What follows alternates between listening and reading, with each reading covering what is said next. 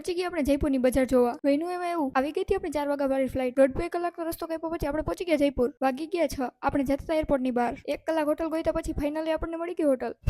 આપણે કરી લીધા સાવરિયા સેટના જેજેવાલા. આજ આપણે બની ગયા હતા મેકઅપ આર્ટિસ્ટ. આપણે બન્યો છે ફૂલ વ્લોગ. ડિસ્ક્રિપ્શનમાં ફૂલ વ્લોગની લિંક આપી તમે લોકો જોઈને જોતા આવો. રેડી થઈને આપણે પહોંચી ગયા રજવાડા માર્કેટમાં. આને કહેવાય જયપુરની માર્કેટ. આપણે જોઈ લીધી એક્ઝિબિશન જેવી માર્કેટ. અહીંયા મળતી હતી બાંધણીની સાડી, કુર્તીની ડ્રેસ, અલગ અલગ પ્રકારની ડિઝાઇન જોઈ લીધી. જાજા બધા કલરના ડ્રેસ જોઈ લીધા. પણ બધાનો ફેવરિટ બ્લેક બ્લુ કલર જોતા કેમ ભૂલાઈ જાય? ये बड़ी अच्छी बात कही. ડ્રેસમાં મજા ન આવે એટલે આ ભાઈ બતાવતો હતા રજાઈ. ક્યારે નું સાંભળ્યું રજાઈનું ડિસ્ક્રિપ્શન સાંભળી લીધું. આને કહેવાય જયપુરની રજાઈ. તમે લોકોએ તો જોયું એટલે જ મેં દેખાડી દીધી. રજાઈને પડતી મૂકીને વન્સ ફોર આપણે ડ્રેસ જોઈ લીધા. એકેયમાં કઈ મજા ન આવે એટલે આપણે આખો સ્ટોક જોઈ લીધો. કાંઈ શોપિંગ કર્યા વગર આપણે પહોંચી ગયા બીજી માર્કેટમાં. પિંક કલરના સિટીમાં પિંક સિટી બજાર જોઈ લીધી. અહીંયા જોઈ લીધા જાજા બધા ડ્રેસ. જિંદગીમાં પહેલી વાર ડેન્જરસ કલર જોઈ લીધા. હળદર જેવો કલર જોઈને હળદર યાદ આવી ગઈ. મસ્ત જોક. એકેયમાં કઈ મજા ન આવે એટલે આપણે જોઈ લીધો આખો શોરૂમ. ડ્રેસ જોઈને આપણે પહોંચી ગયા જ્વેલરી જોવા. તો શૂઝ જોતા કેમ ભૂલાઈ જાય? અનલિમિટેડ વસ્તુ જોઈને આપણે પહોંચી ગયા જમવા. જમવાનો વ્લોગ શૂટ કરતા ભૂલાઈ ગયો એટલે આપણે પહોંચી ગયા હોટલે. આપણે બનાવી ફૂલ વ્લોગ. ત્યાં સુધી તમે લોકો ફોલો કરતા હો.